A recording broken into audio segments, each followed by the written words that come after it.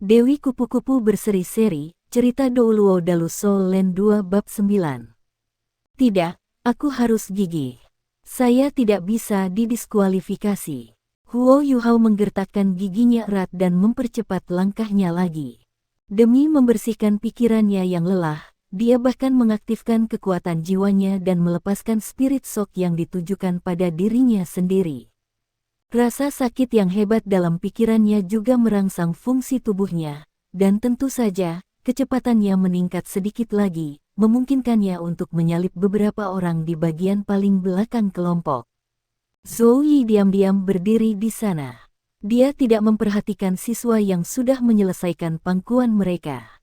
Sebaliknya, tatapannya jatuh pada siswa yang belum menyelesaikan pangkuan mereka.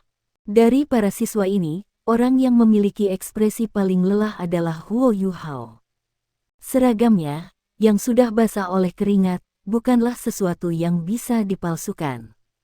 Namun, dia mengepalkan giginya dengan erat saat dia gigih bertahan. Waktu berlalu dengan cepat, dan Huo Yuhao bertahan selama 8 putaran lagi. Pada saat ini, hanya ada 5 menit tersisa sampai akhir dari 2 jam. Bersama Huo Yuhao, ada 7 orang lain yang belum selesai berlari. Namun, mereka sepertinya hanya memiliki 3 hingga 5 lap tersisa. Selain itu, mereka sudah mulai menggunakan semua kekuatan mereka untuk meningkatkan kecepatan mereka. Masih ada kemungkinan mereka selesai tepat waktu. Namun, Huo Yuhao masih membutuhkan 12 lap lagi. Pada saat itu, sesosok tiba-tiba keluar dari tengah Shrek Plaza. Itu mendarat di belakang Huo Yuhao, dan menyusulnya hanya dalam beberapa langkah. Setelah itu, sebuah adegan yang mengejutkan semua orang yang hadir muncul. Sepasang sayap kupu-kupu biru tiba-tiba menyebar dari belakang orang yang mengejar Huo Yuhao.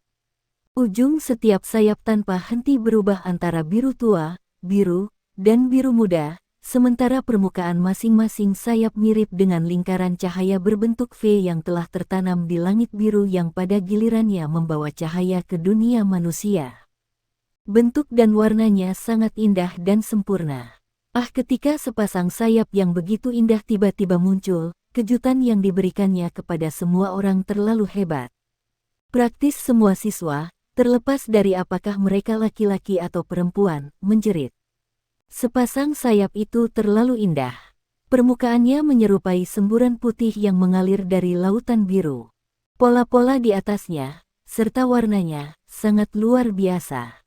Ketika itu biru, seluruh permukaan sayap menyerupai lingkaran cahaya yang tertanam di dalam langit biru. Kadang-kadang berubah menjadi biru tua, biru, dan kemudian biru muda. Pola cahaya putih pada kedua sayap itu seperti mutiara yang tertanam di dalamnya. Mereka memiliki kilau cerah yang sangat mempesona. Meskipun sayap hanya bayangan ilusi, itu menyebabkan semua orang yang hadir memiliki perasaan tertegun dan terpesona di bawah iluminasi mereka. Bahkan Zhou Yi, yang adalah seorang guru, merasakan hal yang sama. Setelah sosok itu melepaskan sayap kupu-kupu, itu menempel pada Huo Yuhao dari belakang. Itu memeluk Huo Yuhao di bawah ketiaknya, dan sayap di punggungnya tiba-tiba mulai mengepak. Persis seperti itu benar-benar membawa mereka berdua ke langit. Huo Yuhao juga kaget. Dia tanpa sadar berbalik untuk melihat siapa orang itu, membiarkannya melihat wajah tampan Wang Dong. Kamu apa? Mengapa kamu tidak mengedarkan kekuatan jiwamu untuk membuat tubuhmu lebih ringan? Wang Dong mengepakkan sayapnya yang indah saat dia berbicara, menyebabkan mereka tiba-tiba mempercepat.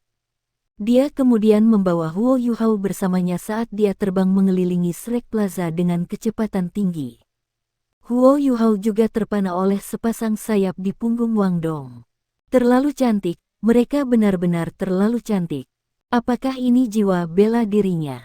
Huo Yuhao bahkan bisa merasakan pola berbentuk V di sayap Wang Dong menyerap kehangatan sinar matahari. Tanpa menyebutkan ini, hanya jiwa bela diri yang memiliki kemampuan untuk terbang sudah keberadaan yang sangat kuat. Lebih jauh lagi, ada pepatah di dunia alami, jiwa bela diri yang indah selalu lebih kuat. Jejak kepuasan tampak jelas di dalam keheranan Zhou Yi ketika dia berbicara pada dirinya sendiri, Dewi Kupu-Kupu berseri-seri. Jiwa kupu-kupu yang paling cantik di benua ini.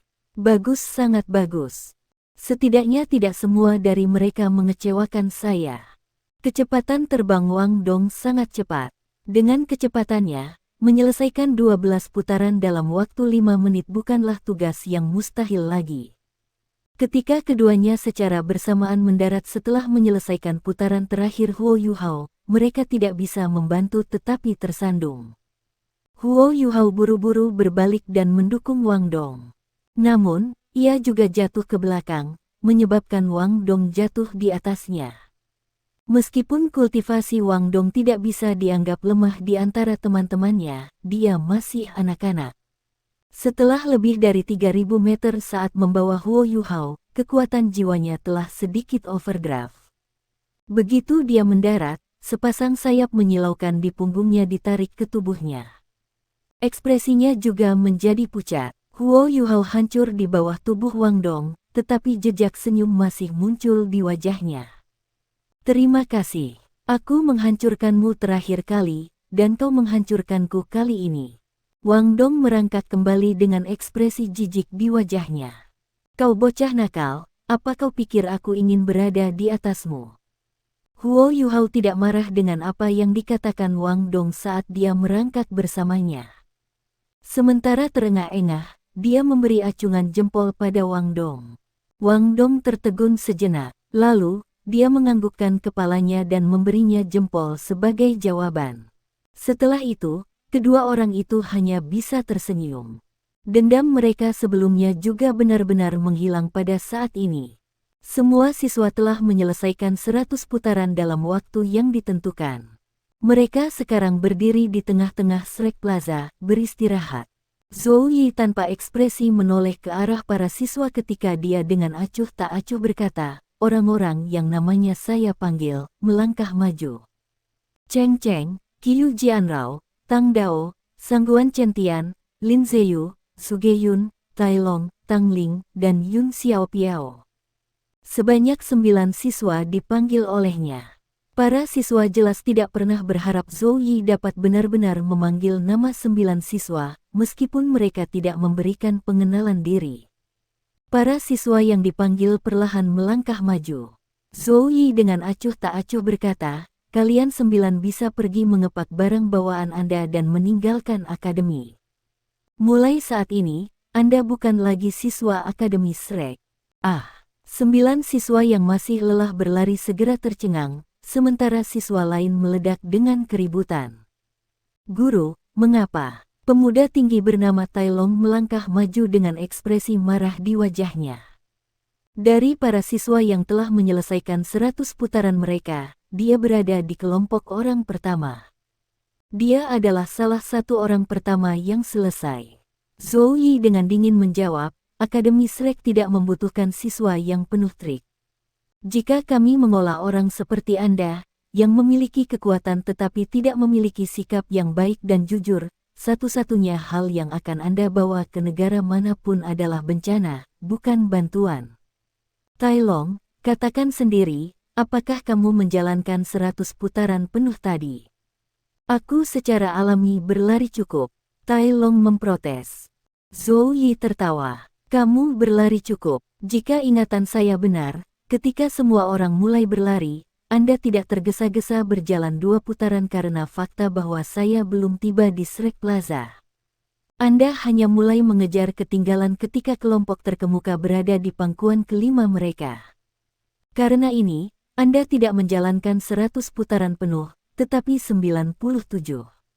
Saya percaya bahwa saya bukan satu-satunya orang yang melihat kemalasan Anda pada awalnya. Wajah Tai Long langsung memerah. Dia tidak pernah berpikir bahwa Zhou Yi, yang tidak keluar ke lapangan pada awalnya, akan dapat mengungkapkan trik liciknya seolah-olah dia telah melihatnya secara pribadi. Tapi, hanya karena aku berlari beberapa putaran lebih sedikit, kamu tidak bisa mengeluarkanku karena ini. Zhou Yi mendengus dengan jijik. Aku sudah menjelaskan alasan kenapa aku mengusirmu. Kamu tidak pantas disebut murid Akademi Shrek. Kemasi tas Anda dan kencangkan. Kamu, Tai Lang benar-benar terperangah. Pada kenyataannya, berlari kira-kira 100 putaran sama sekali bukan masalah baginya dengan kekuatannya. Kultivasinya bahkan termasuk di antara yang terbaik dari semua siswa di kelas 1. Namun, dia tidak pernah berharap bahwa dia akan dihilangkan seperti ini. Zhou Yi memandang ke arah siswa lain dan berbicara dengan acuh tak acuh, meskipun saya memiliki temperamen yang buruk, saya pasti menepati janji saya. 9 orang yang saya panggil semuanya curang saat berlari, dan tidak menyelesaikan 100 putaran mereka. Jika Anda tidak senang dengan hal itu, Anda dapat pergi dan melaporkan saya ke administrasi pendidikan.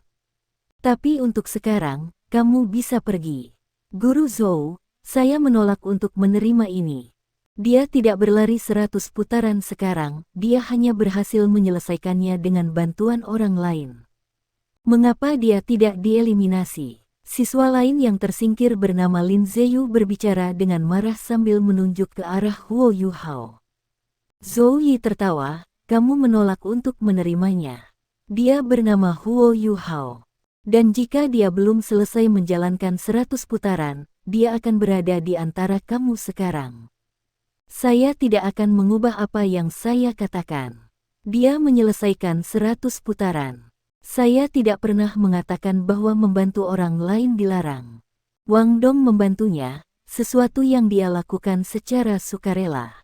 Jika seseorang bersedia membantu Anda saat Anda berlari, itu juga akan baik-baik saja. Tetapi apakah ada yang membantu Anda? Saya tidak melihat prosesnya, hanya pada hasilnya.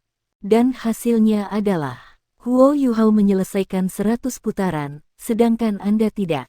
Cepat matikan. Jika Anda membuat saya semakin marah, saya akan menyia-nyiakan jiwa bela diri Anda. Di bawah kekuatan kuat Zhou Yi, 9 siswa yang dipanggil tidak bisa melakukan apapun kecuali dengan sedih pergi. Mereka jelas tidak akan mengepak barang bawaan mereka, tetapi sebaliknya langsung menuju administrasi pendidikan untuk mengajukan keluhan. Ini baru hari pertama sekolah. Bagaimana mereka bisa menerima ini? Keringat di tubuh Huo Yuhao meningkat saat dia secara pribadi menyaksikan Zhou Yi tanpa memihak mengusir 9 siswa. Pasti aneh jika dia tidak merasa gugup. Jika bukan karena bantuan Wang Dong, dia pasti sudah bersama orang-orang itu.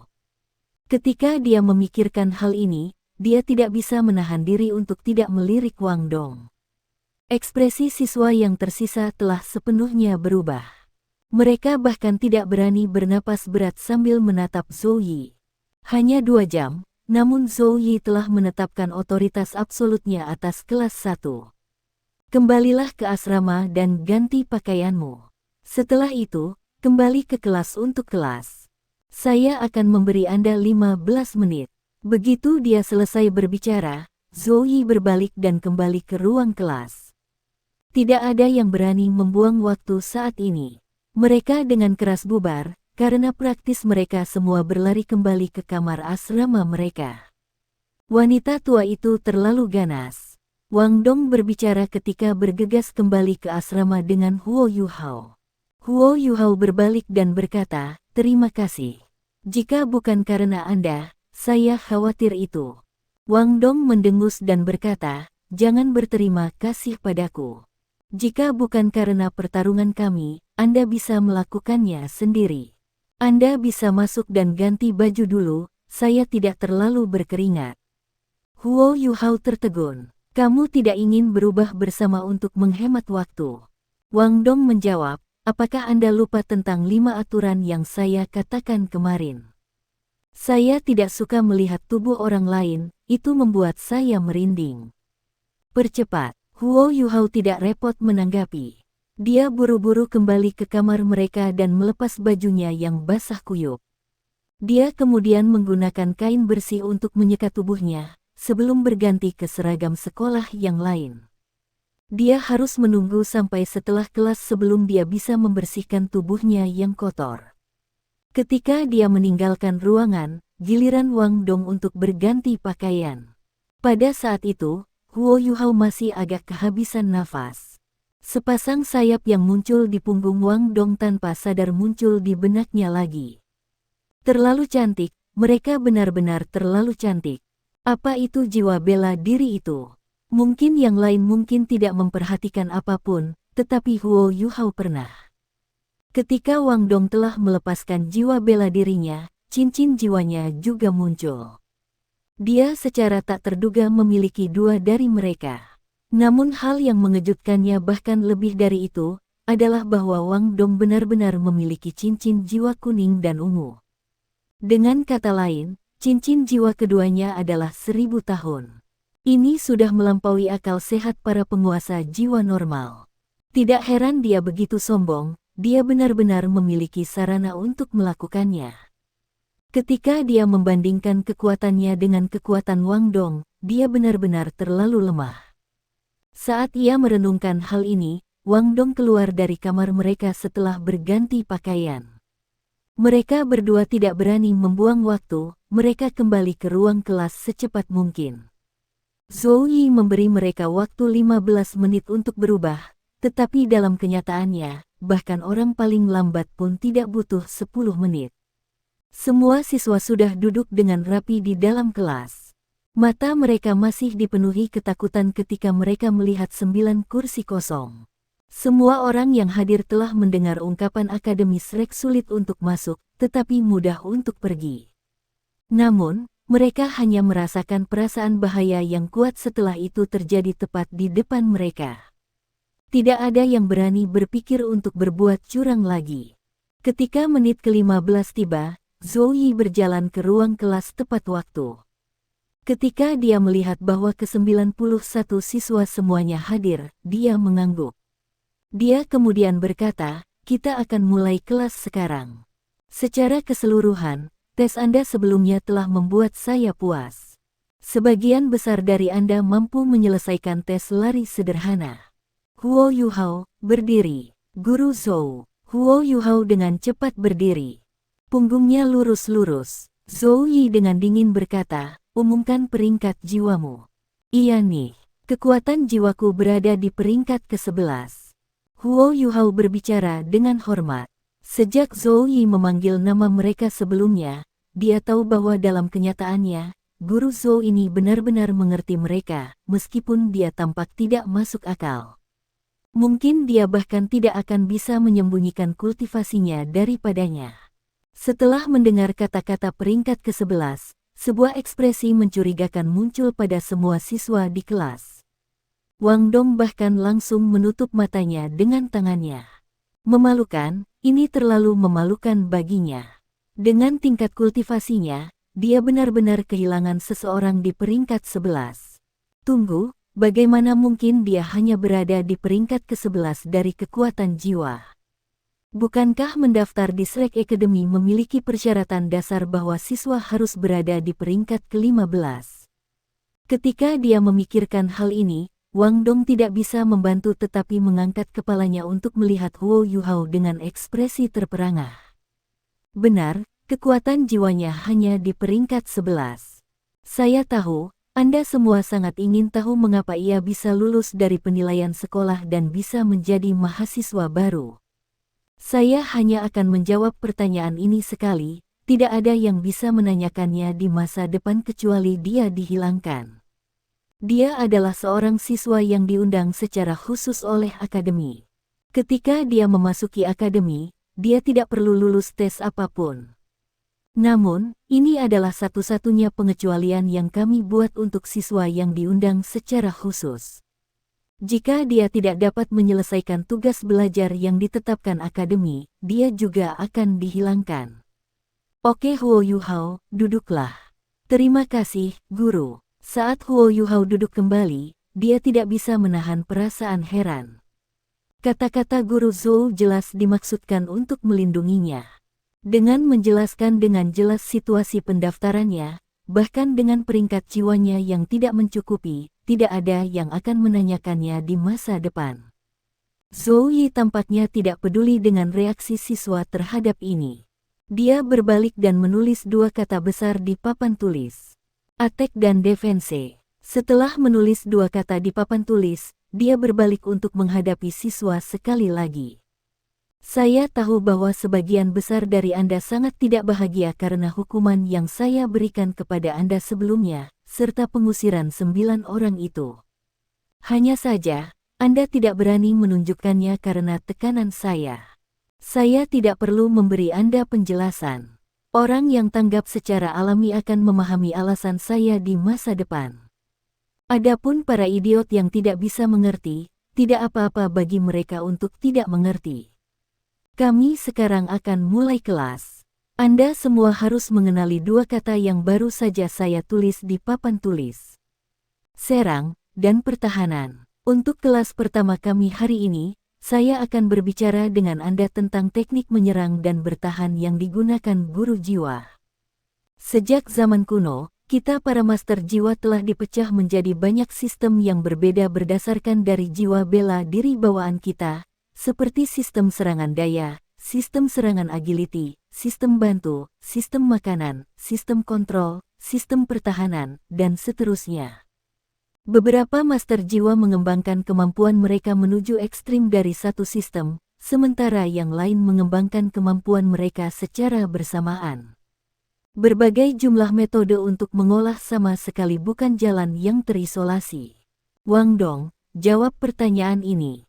Dari berbagai sistem yang menguasai jiwa, yang merupakan yang terbaik dalam menyerang, pertanyaan ini sangat mudah baginya. Wang Dong berdiri dan tanpa ragu menjawab, secara alami, penyerangan, kelincahan, dan sistem kendali yang menguasai jiwa cenderung menyerang, sedangkan sistem tambahan, makanan, dan sistem pertahanan yang menguasai jiwa cenderung mengarah ke pertahanan. Zhou Yi berbicara tanpa jejak kesopanan, itu adalah jawaban yang bodoh. Wang Dong dibiarkan kosong. Guru Zhou, jawabanku duduk. Zhou Yi memotongnya, saat dia melambaikan tangannya ke arahnya, menyebabkan ledakan kekuatan jiwa yang kuat untuk menahan kata-kata yang akan dia katakan. Kemudian, itu memaksanya untuk duduk kembali. Jika ini 4.000 tahun yang lalu, sebelum benua matahari bulan bertabrakan dengan benua Douluo kita, jawaban Wang Dong pasti benar. Namun, sampai sekarang, jawabannya tidak salah lagi. Huo Yuhao, katakan padaku, mengapa begitu? Huo Yuhao langsung berpikir pada dirinya sendiri bahwa Guru Zhou benar-benar memiliki dendam terhadapnya dan Wang Dong hari ini. Untungnya, mereka belum diusir. Setelah berpikir secepat kilat, dia mendapat jawaban. Dia berdiri dan berkata, karena alat jiwa. Ketat yang hadir di wajah Zhou Yi akhirnya menjadi sedikit lebih lembut. Kamu tidak dianggap sebodoh itu, tidak heran Anda bisa menjadi siswa yang diundang secara khusus. Benar, justru karena alat jiwa bahwa garis antara serangan dan pertahanan menjadi kabur. Ini juga topik yang ingin saya bicarakan hari ini. Duduk.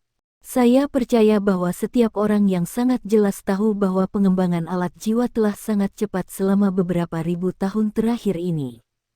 Tahun itu, benua matahari bulan membawa banyak bahan berharga bersamanya, serta teknik pembuatan dasar untuk alat jiwa. Setelah beberapa ribu tahun berkembang, kualitas alat jiwa buatan kami terus menjadi lebih baik, sementara kekuatan mereka pada gilirannya menjadi semakin kuat. Ini telah menciptakan situasi di mana bahkan penguasa jiwa sistem makanan dapat memiliki kekuatan serangan yang setara dengan, atau bahkan melampaui, serangan master jiwa sistem serangan. Jika mereka memiliki alat jiwa yang cukup kuat. Sebaliknya, jika master jiwa sistem kelincahan memiliki alat jiwa dengan kemampuan bertahan yang kuat, mereka dapat sementara memainkan peran sistem master jiwa master. Dapat dikatakan bahwa penampilan alat-alat jiwa telah sangat mengubah arah dan situasi kultivasi guru jiwa saat ini. Pada kenyataannya, penggunaan cincin jiwa telah melemah. Selama Anda memiliki kekuatan jiwa yang cukup, Anda dapat mengandalkan alat jiwa untuk menebus kekurangan cincin jiwa Anda. Ini telah menyebabkan banyak orang mengabaikan penggunaan cincin jiwa, sehingga menciptakan situasi saat ini di mana penguasa jiwa dari 4 kerajaan besar berkultivasi dengan tujuan tunggal untuk mencapai jumlah kekuatan jiwa yang tinggi. Metode budidaya semacam ini tidak diragukan lagi efektif dalam jangka pendek, terutama untuk para penguasa jiwa di bawah peringkat ke-50, di mana efek dari alat jiwa sangat jelas. Namun, yang ingin saya jelaskan kepada Anda adalah bahwa Shrek Academy kami tidak mengolah guru jiwa semacam ini. Dan itu karena, setelah melampaui peringkat ke-50, mereka semua adalah sampah. Kamu tidak mengerti, kan? Izinkan saya memberi contoh. Anda adalah master jiwa alat yang dikembangkan ke peringkat ke-50, sementara saya seorang master jiwa sistem kelincahan yang juga diolah ke peringkat ke-50. Namun, Anda memiliki alat jiwa yang cukup kuat untuk mengancam hidup saya, sementara saya tidak memilikinya sama sekali. Siapa yang memenangkan pertarungan? Jawabannya sangat sederhana. Saya pasti akan menang. Mengapa? Karena dengan kecepatan saya, pada dasarnya Anda tidak akan memiliki kesempatan sedikit pun untuk memukul saya dengan alat jiwamu. Bahkan jika Anda memiliki alat jiwa tingkat puncak, saya masih bisa mengandalkan kecepatan saya untuk mengurangi kekuatan jiwa Anda. Semakin kuat alat jiwa, semakin tinggi kekuatan jiwamu. Karena itu, meskipun penguasa jiwa dari sistem pertahanan, tambahan, dan makanan dapat mengandalkan alat jiwa untuk memiliki kekuatan serangan dari master serangan sistem jiwa, mereka masih tidak akan memiliki kekuatan tempur dari tuan jiwa sistem serangan nyata. Anda harus mengingat ini dengan sangat jelas. Karena itu, meskipun alat jiwa dapat sangat memperkuat pertahanan jiwa, pembantu, dan sistem makanan, Anda akan selalu terbunuh terlebih dahulu di medan perang jika tubuh Anda tidak cukup kuat. Lawan Anda tidak akan membiarkan Anda pergi hanya berdasarkan fakta bahwa Anda bukan master jiwa yang ofensif. Sebaliknya, orang menggertak yang lemah. Kekuatan serangan Anda mungkin sangat kuat dengan mengandalkan alat jiwa, tetapi aspek Anda yang lain pada gilirannya akan sangat lemah. Apa yang akan dilakukan musuhmu dalam kasus itu?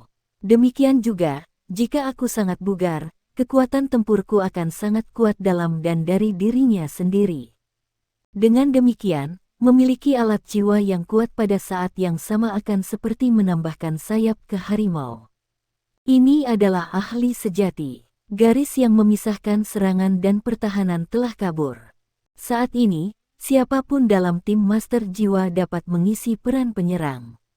Namun, hanya dengan meningkatkan kebugaran fisik Anda dapat meningkatkan peluang Anda untuk bertahan hidup di medan perang dengan tingkat yang besar. Kecuali jika alat jiwa berkembang ke titik di mana mereka dapat sepenuhnya menggantikan tubuh Anda, tingkat kebugaran fisik Anda dan cincin jiwa Anda masih akan menjadi hal yang paling penting dalam masa depan Anda. Zhou Yi tidak tahu ini, tetapi 10.000 tahun dari sekarang, alat jiwa akan benar-benar berkembang ke tingkat di mana mereka benar-benar dapat menggantikan seluruh tubuh seseorang, seperti yang baru saja dia katakan. Selama 3 bulan ke depan, sebagian besar pelatihan saya untuk Anda akan difokuskan pada pelatihan kebugaran fisik Anda. Tidak peduli siapa Anda, asal-usul apa yang Anda miliki atau seberapa berbakatnya Anda, jika Anda tidak dapat lulus ujian saya 3 bulan dari sekarang, Anda akan berakhir seperti 9 orang itu. Anda dapat mematikan. Kelas pagi hari ini akan berakhir di sini. Saya sarankan Anda makan siang yang layak. Pelatihan Anda akan dimulai sore ini. Huo Yuhao, ikuti aku ke kantor sebentar. Setelah berbicara, Zhou Yi berbalik dan berjalan pergi tanpa berhenti. Bel makan siang belum berbunyi. Kelas tetap diam sampai Zhou Yi keluar dari ruang kelas. Mayoritas orang di sana tenggelam dalam apa yang dikatakan Zhou Yi. Meskipun guru Zhou ini tidak mengikuti aturan akal sehat, mereka tidak punya pilihan selain setuju bahwa kata-katanya masuk akal. Huo Yuhao berdiri dan mengikuti Zhou Yi keluar. Selain gedung-gedung perkantoran yang terletak di belakang gedung-gedung pengajaran ungu dan hitam, ada juga kantor sederhana yang terletak di dalam setiap gedung sekolah. Huo Yuhao mengikuti Zhou Yi ke kantor, yang dekat dengan ruang kelas. Zhou Yi memberi isyarat padanya untuk menutup pintu, sementara dia melanjutkan duduk di belakang meja kantor. Meskipun dia tampak tua, gerakannya tidak tampak tua sama sekali. Huo Yuhao, aku tidak suka bertele-tele. Jiwa bela diri Wang Dong banyak membuatku heran, tetapi jiwa bela dirimu telah membuatku menjadi sangat ingin tahu. Bahkan dengan pengalaman saya tidak dapat merasakan apa jiwa bela diri Anda. Sekarang, saya ingin tahu apa sebenarnya itu. Kekuatan Zhou Yi tidak diragukan lagi dimanifestasikan dalam kata-katanya. Secara alami tidak perlu baginya untuk menyembunyikan jiwa bela dirinya dari gurunya. Huo Yuhao menjawab, jiwa bela diri saya adalah mata roh, jiwa bela diri tipe spiritual. Ketika dia mendengar kata-kata Huo Yuhao, Zhou Yi tampak heran. Jejak kegembiraan melintas di matanya yang cerah, yang tidak konsisten dengan wajahnya yang sangat tua. Jiwa tubuh yang memiliki atribut spiritual. Mata. Huo Yuhao mengangguk. Mata Zhou Yi sedikit berkerut, seolah-olah dia tenggelam dalam pikirannya. Setelah beberapa saat, dia bertanya pada Huo Yuhao, bisakah kamu memberitahuku apa keterampilan jiwa pertamamu? Para guru yang bertanya tentang jiwa bela diri siswa mereka sangat umum, tetapi keterampilan jiwa adalah kemampuan yang paling penting dari seorang guru jiwa, serta rahasia mereka yang paling penting. Bahkan dengan kekuatan Zhou Yi, dia masih menggunakan nada bertanya. Orang lain mungkin ragu sejenak, tetapi Huo Yuhao tidak memiliki masalah ini. Cincin jiwa pertamanya memiliki 4 keterampilan, jadi hanya mengekspos 2 dari mereka masih cukup mudah baginya. Tanpa langsung menjawab Zhou Yi, cincin jiwa putih murni pertama Huo Yuhao perlahan bangkit dari kakinya. Setelah itu, pupil matanya ditutupi lapisan emas yang samar. Segera setelah itu, Zhou Yi merasakan gelombang spiritual muncul di depan matanya. Zhou Yi secara alami berbeda dari Bei Bei dan Tang Ya. Dia adalah seorang ahli kaisar jiwa. Meskipun dia bukan seorang guru jiwa tipe spiritual, dia masih secara alami memiliki tingkat kekuatan spiritual yang kuat karena kultivasinya. Jika dia ingin menolak keterampilan spiritual Huo Yuhao, dari seseorang yang hanya di peringkat 11, itu tidak bisa lebih mudah baginya. Namun, dia jelas tidak akan menolaknya sekarang, dia langsung memilih untuk menerimanya. Begitu dia menerimanya, murid-murid Zhou Yi langsung berkembang. Berbagi deteksi spiritual segera muncul dalam indera penglihatan Zhou Yi, menyebabkan segala sesuatu di sekitarnya menjadi lebih jelas. Perasaan realitas yang jelas ini membuatnya tampak seperti seseorang berjalan keluar dari kabut tebal. Segalanya menjadi jelas dan teratur, sedemikian rupa sehingga dia dapat sepenuhnya menggambarkan segala sesuatu menggunakan angka. Prediksi yang tepat, seolah-olah itu berasal dari otak kedua yang terpisah, tanpa henti berubah seiring dengan garis pandangnya. Setelah kira-kira 1 menit, Huo Yuhao menonaktifkan keahliannya, dan berdiri dengan hati-hati di depan Zhou Yi. Zhou Yi berdiri diam dalam linglung untuk sementara waktu, sebelum bergumam pada dirinya sendiri, sungguh keterampilan yang ajaib. Tidak heran Sekte Tang memilih Anda sebagai siswa yang diundang secara khusus. Dengan keterampilan ini saja, gadis itu Tang Ya telah memilih orang yang tepat. Saya bertanya-tanya mengapa gadis itu, yang sangat pintar walaupun dia memiliki bakat biasa, akan memilih seseorang yang hanya memiliki tingkat kultivasi peringkat ke-11 dan kebugaran fisik tingkat biasa. Tidak disangka dia benar-benar memiliki rahasia ini. Huo Yuhao, ikuti aku. Sambil berbicara, Zhou Yi dengan cepat berdiri dan membawa Huo Yuhao bersamanya. Dia kemudian membawanya keluar dari kantor dengan langkah cepat. Pada saat ini, Huo Yuhao bingung. Dia bisa merasakan bahwa kerangka berpikir Zhou Yi telah mengalami perubahan besar setelah mempelajari tentang jiwa bela diri dan keterampilan jiwanya, tetapi dia tidak jelas tentang apakah ini hal yang baik atau buruk. Selain itu, dia tidak tahu kemana Zhou Yi membawanya, atau apa yang dia ingin dia lakukan di sana. Setelah meninggalkan gedung sekolah pertama, Zhou Yi memimpin Huo Yuhao langsung menuju bagian belakang akademi, yang berada di barat. Setelah berjalan jarak pendek, Zhou Yi mengerutkan alisnya sedikit dan berkata, ini terlalu lambat. Aku akan membawamu bersamaku. Pertengahan kalimat, dia melintas ke arah Huo Yuhao dan meraih bahunya dengan tangan kanannya. Saat berikutnya, Huo Yuhao merasa seperti sedang melayang menembus awan. Pemandangan di sekelilingnya berubah dengan cepat, sementara penghalang tak berbentuk tampak muncul di sekitarnya. Tampaknya melindunginya. Hanya saja, lingkungannya menjadi buram. Zhou Yi tidak diragukan lagi adalah guru jiwa terkuat yang pernah dilihat Huo Yuhao. Kecepatan macam apa ini? Dia buru-buru merilis deteksi spiritualnya. Hanya setelah dia melakukan ini, dia bisa samar-samar membedakan arah yang mereka tuju. Setelah menuju ke barat untuk beberapa saat, Zhou Yi mengubah arah dan menuju ke utara. Huo Yuhao mulai merasa bahwa mereka telah meninggalkan Martial Soul Institute di halaman luar, dan bahwa mereka telah memasuki Soul Engineering Institute di halaman luar.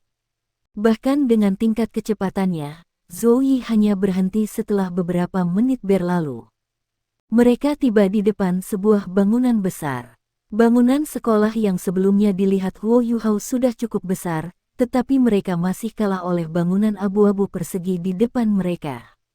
Luas total permukaan bangunan ini bahkan mungkin bisa dibandingkan dengan asrama Martial Soul Institution. Bangunan abu-abu itu tampak sangat besar. Itu bukan hanya terbuat dari batu bata. Permukaannya memiliki banyak kilau logam di atasnya. Suara rendah, gemuruh bergema tanpa henti dari gedung, dan tanah di bawah kaki Huo Yuhao bahkan bergetar sedikit. Sebuah papan nama di sisi gedung memberitahunya apa tempat ini. Area pengujian alat jiwa. Huo Yuhao dipenuhi dengan keraguan. Mengapa Guru Zhou membawanya ke area pengujian alat jiwa? Apa yang ingin dia lakukan? Zhou Yi secara alami tidak menjelaskan apapun kepadanya. Setelah melonggarkan cengkeramannya di bahu Huo Yuhao, dia berjalan menuju pintu masuk area pengujian alat jiwa. Begitu mereka masuk, Huo Yuhao menemukan bahwa segala sesuatu di dalam area pengujian alat jiwa terbuat dari logam. Selain itu, dia belum pernah melihat jenis logam yang tampaknya digunakan untuk membangun segalanya. Warnanya agak coklat gelap. Setelah masuk, mereka disambut oleh koridor horizontal panjang. Itu tampak mirip dengan koridor dari asrama Institut Jiwa-Jiwa, tetapi hanya ada pintu yang terletak di satu sisi koridor, dan mereka semua terpisah 30 meter dari satu sama lain. Tanda-tanda di pintu memiliki kata-kata seperti area pengujian 1, area pengujian 2. Bersama dengan kata lain dengan efek yang sama. Zhou Yi sepertinya sering datang ke sini, karena dia sudah akrab dengan segalanya. Dia membawa Huo Yuhao bersamanya saat dia menuju ke utara melalui koridor, sebelum berhenti di ujungnya, di depan pintu yang bertuliskan area pengujian 20. Zhou Yi membalikkan pergelangan tangannya, dan medali perintah perak heksagonal muncul di tangannya. Dia kemudian menekannya ke pintu yang mengatakan area pengujian 20. Adegan ajaib muncul di depan mata Huo Yuhao. Pintu terbuka, memperlihatkan celah yang sangat pas untuk medali perintahnya. Huo Yuhao berpikir dia merasakan fluktuasi kekuatan jiwa sementara sebelum medali perintah dilepaskan dari celah. Setelah itu, pintu ke area pengujian 20 terbuka secara horizontal, suara kisi bergema. Ketika pintu sedikit terbuka, Huo Yuhao mendapati, dengan keheranannya, bahwa pintu itu seluruhnya terbuat dari logam, dan sebenarnya setebal 2 kaki. Ada rel halus di bagian bawah dan atas pintu, yang membuatnya terbuka perlahan. Setelah pintu terbuka sepenuhnya, Zhou Yi melambaikan tangannya ke arah Huo Yuhao, dan berjalan di depannya. Boom! Begitu Huo Yuhao masuk, dia dikejutkan oleh suara keras. Getaran yang kuat, bercampur dengan aliran udara, langsung menghantam wajahnya, menyebabkan seragam sekolahnya bergetar. Zhou Yi tampaknya melihat ini sebagai kejadian umum, dan terus berjalan ke dalam. Setelah memasuki area pengujian 20, Huo Yuhao menemukan bahwa tempat ini adalah dunia yang sama sekali berbeda. Ada lempeng-lempeng logam besar yang membagi dunia menjadi daerah-daerah terpisah yang mirip dengan kotak-kotak logam. Di bawah bimbingan Zhou Yi, mereka dengan cepat tiba di area terbesar di dunia. Itu adalah ladang kosong yang berukuran sekitar 2000 meter persegi, sedangkan tingginya sekitar 10 meter. Saat ini ada beberapa orang yang berdiri di sepanjang tepi lapangan, yang tampaknya memain-mainkan hal-hal aneh di tangan mereka. Fan Yu, Zhou Yi berteriak keras, menyebabkan sekelompok orang di samping lapangan segera melihat ke arahnya, di mana ada seorang pria paruh baya yang tinggi, yang mengerutkan alisnya sedikit, lalu berjalan menuju Zhou Yi dan Huo Yuhao dengan langkah besar. Pria paruh baya itu tingginya sekitar 2 meter, dan bahunya sangat lebar. Dia mengenakan kemeja kain sederhana yang memperlihatkan bahunya yang tebal dan kokoh, yang pada gilirannya menunjukkan otot-ototnya yang seperti granit. Ada garis-garis berbeda di wajahnya, dan dia memiliki tatapan yang dalam. Ketika dia berdiri di sana, dia melepaskan perasaan tentang gunung yang telah berdiri di sana sejak dahulu kala. Zhou Yi, mengapa kamu datang? Jelas, pria parubaya ini adalah Fan Yu yang memanggil Zhou Yi. Apakah kamu masih ingat kata-kata yang kamu katakan padaku terakhir kali? Zhou Yi tampaknya sedikit bersemangat saat dia berbicara. Senyum tak berdaya muncul di wajah Fan Yu ketika dia menjawab, saya sudah berbicara dengan Anda tentang banyak hal. Bagaimana saya tahu hal apa yang Anda maksud?